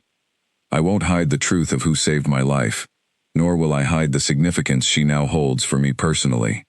Those matters will need to be addressed eventually, and I'd rather address them honestly from the very beginning." Lena felt a rush of gratitude and apprehension mingling together at his firm declaration, understanding both the genuine care behind his words and the significant political complications her presence would inevitably introduce once they entered the heavily watched capital. Whatever challenges awaited within those impressive stone walls, she found herself steeling her resolve, determined to face them with the same courage that had first led her to help a dying stranger in a forgotten forest clearing. Together, their small group began the final descent toward the capital, moving carefully and discreetly through less traveled paths that would allow them entry without immediately alerting the traitorous council members to Cale's survival. Lena kept close beside him throughout their approach, increasingly aware that whatever peaceful solitude they had shared in the forest was now firmly behind them, replaced by the complex, dangerous reality of royal politics and the difficult confrontation still awaiting them within the city's walls.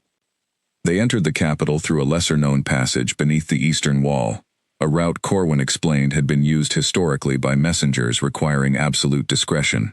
The tunnel opened into a small, unassuming storehouse, owned by a merchant family who had served the royal bloodline faithfully for generations, and it was there, hidden among crates of grain and preserved goods, that Cale began the careful work of gathering evidence against those responsible for his attempted murder. "Silas," Cale said grimly, reviewing documents Corwin had smuggled from the council chambers over the following 2 days. "I suspected as much, though I'd hoped I was wrong. Who is Silas? Lena asked, watching as Kale's expression darkened further with each page he reviewed. The senior counselor overseeing military affairs, Kale explained. One of my father's most trusted advisors before me, and someone I believed shared my commitment to reform. These documents suggest he's been quietly building support among more traditional council members, wolves, who oppose the changes I've been implementing, particularly regarding protections for omegas and reconsideration of outdated banishment laws. Lena felt a chill run through her at the confirmation that the conflict threatening Kale's life was directly tied to the very reforms that might have protected someone like her from her own pack's rigid judgment. So he tried to have you killed because he disagreed with your policies, she said quietly. Disagreed strongly enough to orchestrate an ambush, an attempt to seize control in my absence, Kale confirmed. These documents show he's already begun consolidating power, positioning himself and his allies to control succession, likely intending to install a more traditionally minded relative as interim ruler, while claiming my death was the tragic result of rogue wolf activity in contested territory. Can you prove this? Lena asked. Prove that he's responsible? We're gathering the evidence now, Corwin said, entering the storehouse with several additional documents in hand. Testimony from soldiers who witnessed the ambush and recognized specific council guards among the attackers. Financial records showing payments to the mercenary group responsible. It's building into a compelling case, but Silas remains dangerous and unpredictable, so long as he believes his treachery remains hidden. Kale nodded grimly, setting aside the documents he had been reviewing. Then we need to move carefully, but quickly. Every day we delay public exposure is another day Silas has to strengthen his position and prepare countermeasures against whatever evidence we present. Over the following days, Lena found herself navigating an entirely new and often uncomfortable reality, remaining largely confined to the storehouse and adjacent safe locations, while Kale and his loyal allies worked to gather sufficient evidence and rally support among council members who remained genuinely loyal to their king. The isolation gave her considerable time to reflect on everything that had changed since her banishment, and increasingly, worry about how she would eventually be received once Kale's survival, and her role in it, became publicly known. You're troubled, Kale observed one evening, finding her sitting quietly near a small window overlooking the merchant family's modest courtyard, moonlight illuminating her thoughtful expression. I keep thinking about what happens once everyone knows, Lena admitted. Once your court understands that the woman who saved you was a banished Omega, cast out by her own pack for lacking a wolf spirit. I've seen how quickly judgment gets passed on people like me, Kale. I'm afraid of what your council, your people will think. Kale settled beside her, taking her hand gently in his. I understand that fear, he said.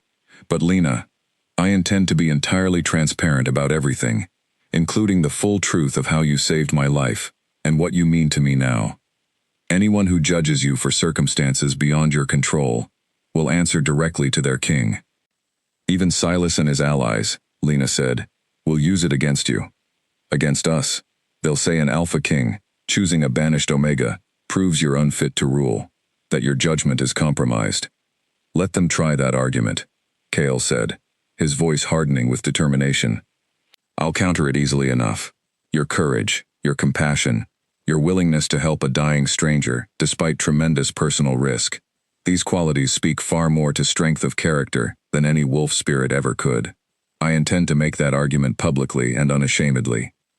Lena managed a small, grateful smile despite her lingering apprehension. You're remarkably confident about how this will unfold.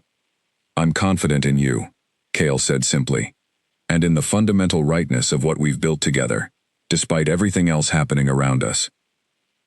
Their quiet moment was interrupted by Corwin's urgent arrival, his expression tense with obvious concern.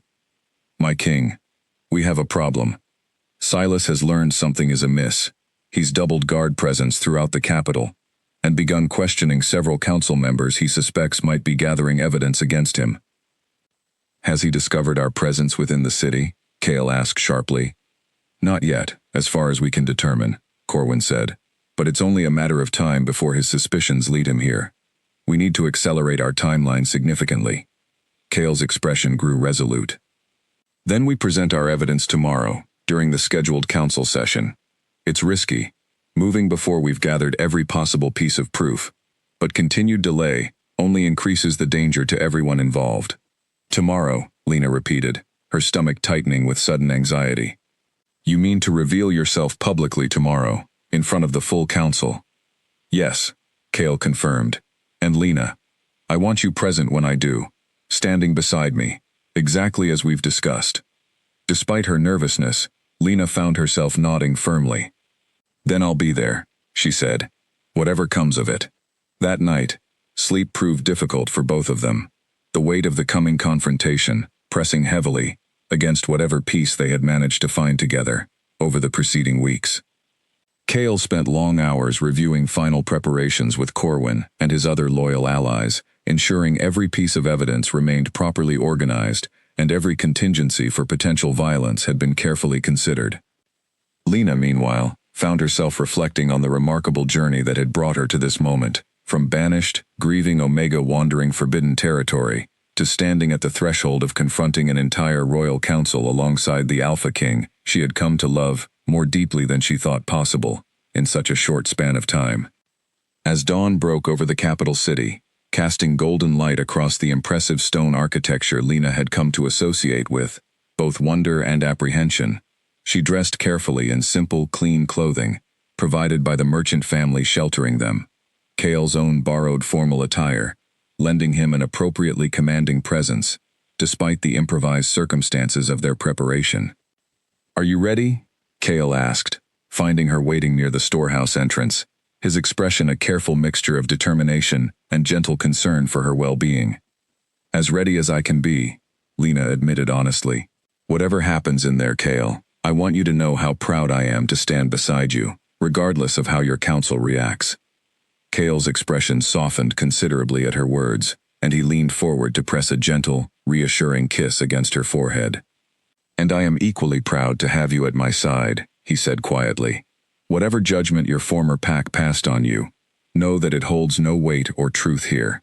Today, we begin proving that to everyone who needs to understand it. Together, flanked by Corwin and a small contingent of loyal soldiers, they began the walk toward the royal council chambers, moving through streets that grew increasingly aware, whispers and startled recognitions spreading rapidly as citizens began realizing their supposedly deceased king walked openly among them once more. By the time they reached the grand entrance to the council chambers, a considerable crowd had gathered, drawn by rumors and disbelief, watching with a mixture of shock, relief, and cautious uncertainty, as Cale, very much alive despite weeks of presumed death, approached the heavy doors that would lead him directly into confrontation with the very council members responsible for his attempted murder.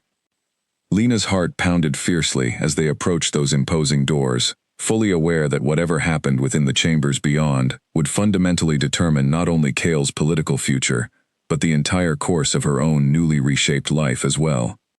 The massive doors to the council chambers swung open, and a hush fell instantly over the assembled council members seated within, their expressions shifting rapidly, from confusion at the interruption to utter shock as they recognized the figure standing at the threshold, alive and unmistakably present, despite weeks of confirmed reports regarding his death.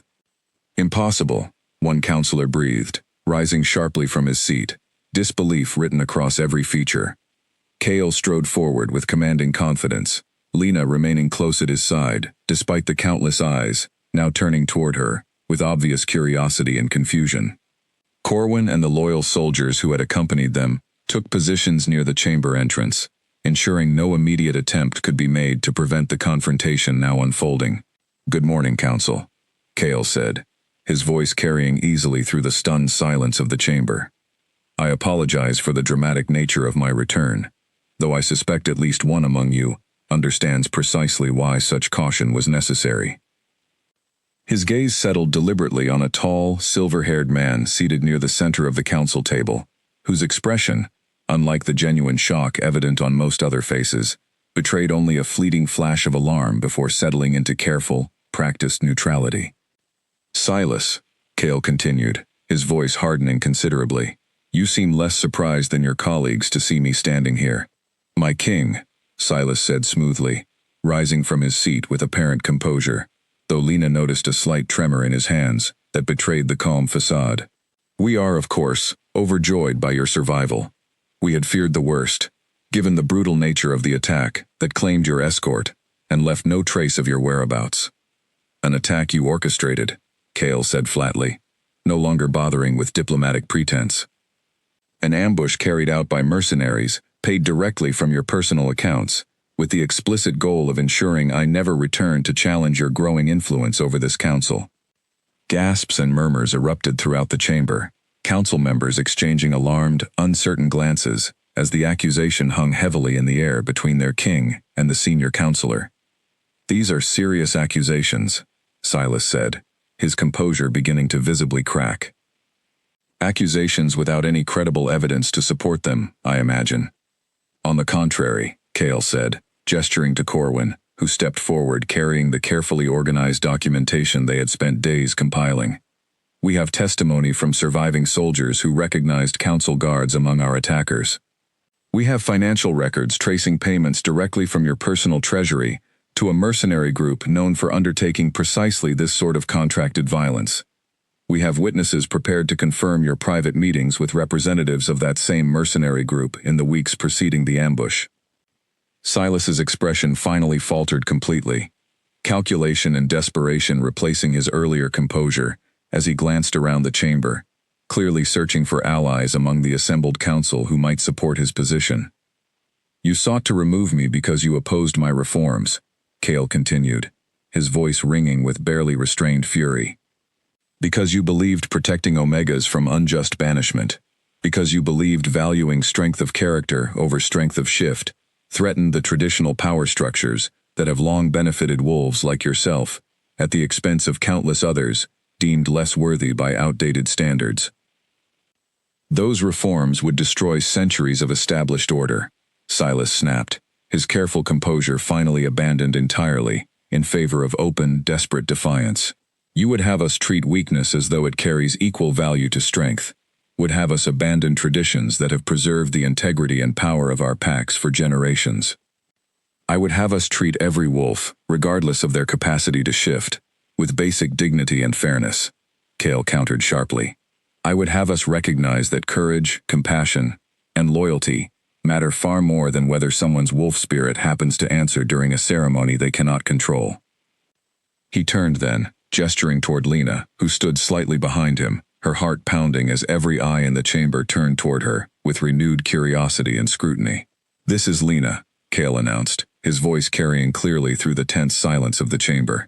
"She was banished from her own pack weeks ago, cast out by her own father for failing to produce a wolf spirit during her awakening ceremony, deemed worthless and embarrassing by wolves who valued outdated tradition over her genuine character." Murmurs rippled through the assembled council once more, though Lena could not immediately determine whether the reaction leaned toward sympathy or judgment. "She found me dying in forbidden territory," Kale continued, "left for dead by Silas's hired mercenaries. Despite every reasonable instinct telling her to leave a dangerous rogue wolf alone, despite having no obligation whatsoever to risk her own safety for a stranger, she chose compassion. She spent days nursing me back to health with skill and dedication that rivals any trained healer in this court, asking for nothing in return beyond simple companionship and honesty." He turned back to face the full council, his expression fierce with conviction.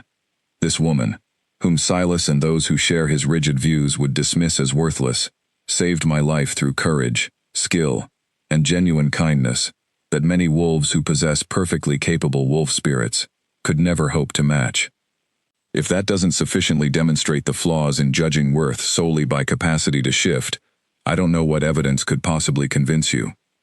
Silas's expression twisted with barely contained fury and desperation. "This changes nothing regarding the accusations against me," he snapped. "Regardless of your sentimental attachment to this Omega, the evidence you claim to possess remains circumstantial at best." "Circumstantial?" Corwin interjected sharply, stepping forward with additional documentation. "Then perhaps you can explain this letter, written in your own hand, discussing payment arrangements with the mercenary leader responsible for the ambush. Or perhaps you'd care to explain why 3 of your personal guard were identified among the attackers by multiple surviving witnesses." The color drained visibly from Silas's face as Corwin laid out the additional evidence before the assembled council, each piece building an increasingly undeniable case against the senior counselor's treachery. Several council members who had initially appeared uncertain now shifted their expressions toward clear disapproval and growing anger directed at Silas. "Guards," Cale commanded, his voice ringing with absolute authority throughout the chamber. "Seize Counselor Silas immediately. He will face full judgment for treason and the attempted murder of his king." Soldiers loyal to Cale moved swiftly to comply, and despite Silas's desperate futile attempts at protest and negotiation, he was quickly restrained and led from the chamber, his careful plans for seizing power, through betrayal and violence collapsing entirely in the face of undeniable evidence and his king's triumphant return. As the chamber gradually settled following Silas's removal, Cale turned to address the remaining council members directly. "I understand this betrayal, and its underlying motivations likely reflect concerns shared by others within this council," he said, his tone firm, but notably less harsh than it had been toward Silas himself. "I don't intend to punish disagreement or differing perspectives on policy, but treason, attempted murder, and violent opposition to legitimate rule will never be tolerated, regardless of the political motivations behind such actions." Several council members nodded, their expressions a mixture of relief at the resolution of the crisis and continued uncertainty about the reforms Cale intended to pursue going forward. "As for my reforms," Cale continued, his gaze sweeping deliberately across the assembled council, "I intend to continue pursuing them with even greater determination, given everything this crisis has demonstrated about the real-world consequences of outdated, rigid traditions. Wolves deserve to be judged by their character, their actions, and their genuine contributions to our society, not solely by whether their wolf spirit happens to answer during a ceremony largely beyond their control." His gaze softened considerably as it settled on Lena once more, and he reached out to take her hand firmly in his, presenting the gesture openly before the entire assembled council. "And as further demonstration of my commitment to these principles," he continued, his voice carrying clear, unmistakable affection despite the formal setting, "I intend to make Lena my mate, regardless of her status as an Omega, without an awakened wolf spirit. Her character, her courage, and her compassion have already proven, beyond any reasonable doubt, that she possesses strength and worth equal to any wolf within these territories." Gasps and murmurs swept through the chamber once more, though this time, Lena noticed considerably more expressions of surprise, mixed with genuine curiosity, rather than outright disapproval. The dramatic events of the morning clearly having shifted at least some perspectives regarding the value and character of the banished Omega, now standing openly beside their king. Lena felt tears prick at the corners of her eyes, overwhelmed by the public declaration, by the fierce, unwavering support Cale had shown throughout this entire confrontation, by the remarkable transformation her life had undergone since that fateful night she had chosen compassion over fear in a forgotten forest clearing. "Thank you," she whispered to Cale, once the council session had formally concluded and they had retreated to a more private chamber to process everything that had transpired. "There's no need to thank me," Cale said gently, drawing her into a warm embrace. "Everything I said in there, I meant completely. You've earned every bit of respect and honor I've offered you today, Lena, through your own remarkable character and courage." "What happens now?" Lena asked, still processing the whirlwind of events, the dramatic exposure of Silas's treachery, Cale's public declaration of his intentions toward her, the uncertain path still stretching ahead as they worked to fully stabilize his reclaimed rule. "Now," Cale said, a warm, genuine smile spreading across his features, despite the exhaustion evident from the day's intense confrontation, "we begin building the life we discussed together during those quiet evenings in the forest. Properly this time, without the constant threat of hunters searching for us, without secrets still waiting to be revealed." Lena smiled back at him, warmth and hope replacing the lingering apprehension that had haunted her throughout their dramatic journey toward this moment. "I'd like that very much," she said softly. Outside the private chamber, word of Silas's treachery and subsequent arrest spread rapidly throughout the capital, alongside equally rapid spread of the remarkable story regarding the banished Omega who had saved her king's life through nothing more than genuine compassion and healing skill. By evening, the entire city buzzed with discussion of the dramatic day's events, opinions varying widely, but genuine curiosity and growing admiration for Lena's courage, increasingly outweighing whatever traditional prejudice might have initially colored public reaction. Cale, watching this shift in public sentiment unfold over the following days, felt his earlier concerns regarding how his people might receive Lena gradually easing, replaced by growing confidence that the woman who had saved his life so unexpectedly would ultimately prove herself, exactly as she had proven herself to him, worthy of every honor and respect his position could offer her. Whatever challenges still remained in fully stabilizing his rule and continuing the reforms he remained deeply committed to pursuing, Cale found himself facing them with renewed determination and hope, strengthened immeasurably by the genuine love and partnership he had found with Lena throughout their remarkable, unexpected journey together.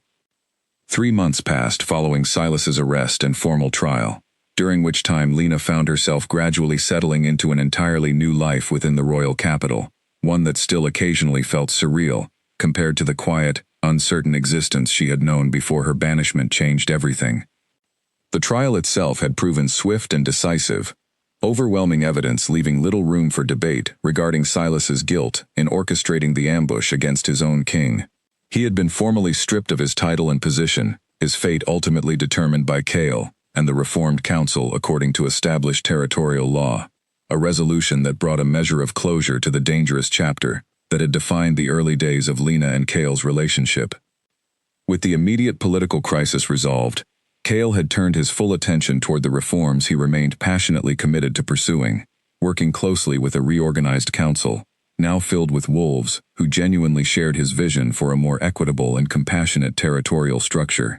New laws regarding banishment were carefully drafted and implemented, requiring far more substantial justification before any wolf, regardless of their capacity to shift, could be cast out from their pack.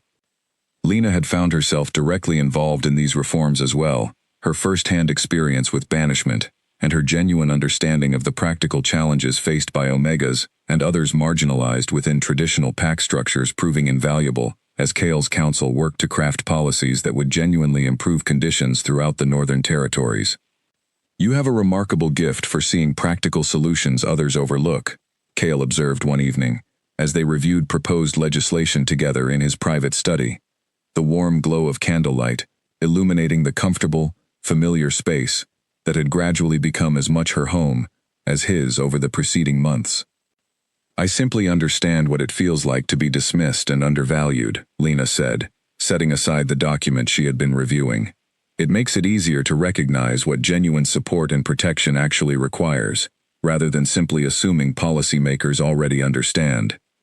Cale smiled warmly, reaching across the desk to take her hand gently in his, "which is precisely why your perspective has proven so valuable throughout this entire process.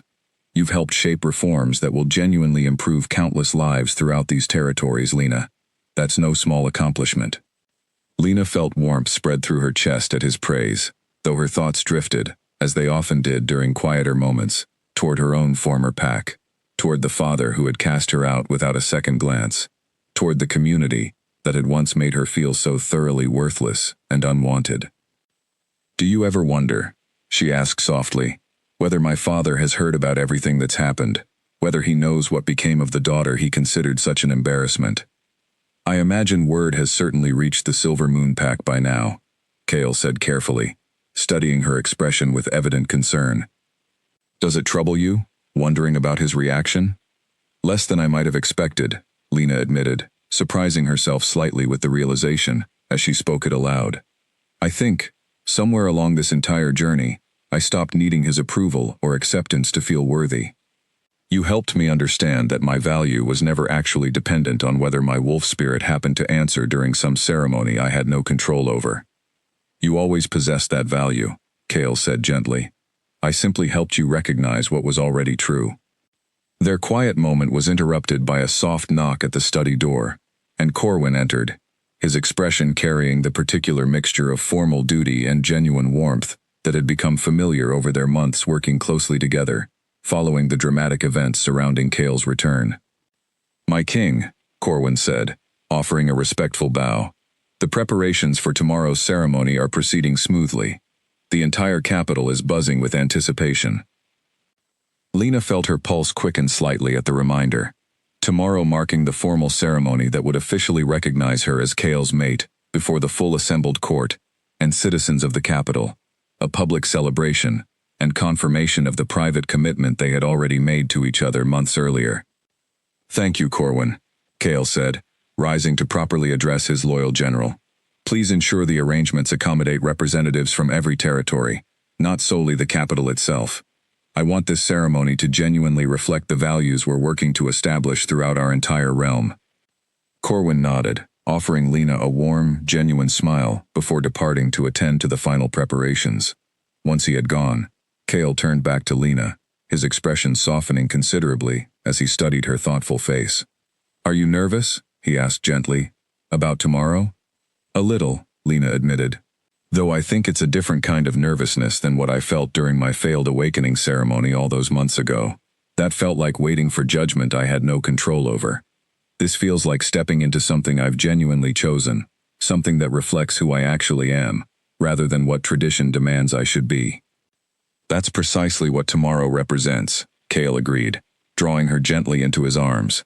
"Not judgment based on outdated tradition, but genuine celebration of the character, courage, and compassion you've demonstrated throughout everything we've faced together." The following day dawned clear and bright, golden sunlight illuminating the capital, as citizens from throughout the northern territories gathered to witness the formal ceremony, recognizing their king's chosen mate. Lena stood at the entrance to the grand courtyard where the ceremony would take place, dressed in flowing robes of deep blue that Kale had specifically requested. The color he had once told her reminded him of the peaceful evenings they had shared together beside their small fire in the forbidden forest. As she walked forward through the assembled crowd, moving toward where Kale waited near the ceremonial dais, she caught sight of familiar faces scattered among the celebration. Wolves who had once been strangers, but had gradually become genuine friends and allies throughout her months within the capital. Marin, the skilled court healer who had welcomed Lena's knowledge and assistance with obvious enthusiasm, rather than territorial resentment. Several council members who had come to genuinely respect her contributions to their ongoing reform efforts. Even a small delegation, representing Omegas from various territories throughout the kingdom. Wolves who had traveled considerable distances specifically to witness this historic ceremony, celebrating one of their own being formally honored, rather than dismissed. When she reached Kale's side, he took her hands warmly in his golden eyes bright with genuine happiness and pride, as he addressed the assembled crowd. "Months ago," he began, his voice carrying clearly through the attentive silence of the gathered citizens, "I was left for dead in forbidden territory, betrayed by those I had trusted to serve loyally alongside me. I survived that betrayal only because one remarkable woman chose compassion over fear, chose to help a dying stranger despite having no obligation whatsoever to do so." He turned to look directly at Lena, warmth and love evident in every line of his expression. That woman had been cast out by her own pack, deemed worthless because her wolf spirit never answered during her awakening ceremony. But I learned, through her example, that true worth has nothing to do with whether one can shift, and everything to do with character, courage, and genuine kindness, demonstrated through action rather than inherited tradition. The crowd listened with rapt attention, many faces reflecting genuine emotion, as Kale continued his address, publicly celebrating not only his own survival and the reforms that had followed, but the remarkable woman whose compassion had made everything that followed possible. "Today," Kale concluded, his voice growing warm with genuine affection, "I formally recognize Lena as my mate, my partner in continuing to build a better, more equitable future for every wolf throughout our territories, regardless of whether their spirit happens to answer during a ceremony that should never determine their fundamental worth." As the formal ceremony concluded, amid enthusiastic celebration from the assembled crowd, Lena found herself overwhelmed with genuine joy, reflecting on the remarkable journey that had brought her to this moment. From banished, grieving Omega wandering alone through forbidden territory, certain her life among wolves had effectively ended, to standing beside the Alpha King of the Northern Territories, celebrated and honored not despite her circumstances, but because of the genuine character those circumstances had ultimately revealed. That evening, as celebrations continued throughout the capital, Kale and Lena finally found a quiet moment alone, on a private balcony overlooking the city, stars beginning to scatter brightly across the darkening sky above them, echoing the peaceful nights they had once shared together in a hidden forest clearing. I still sometimes can't quite believe how everything unfolded, Lena admitted, leaning comfortably against Cale's side as they watched the distant celebrations continuing below. Neither can I, honestly, Cale said, smiling warmly as he wrapped his arm protectively around her. Though I've never been more grateful for anything in my entire life than I am for that fateful night you chose to help a dying stranger rather than walking away. I'm grateful too, Lena said softly, resting her head against his shoulder. Banishment felt like the ending of everything I thought my life would become. But it turned out to be the beginning of something far more meaningful than I ever could have imagined. And this is only the beginning, Cale said, pressing a gentle kiss against her forehead.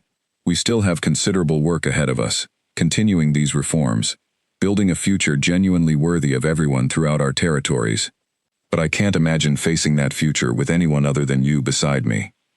As the stars continued scattering brightly across the peaceful night sky above the celebrating capital, Lena felt a deep, settled contentment she had never expected to find again after that devastating day of her banishment.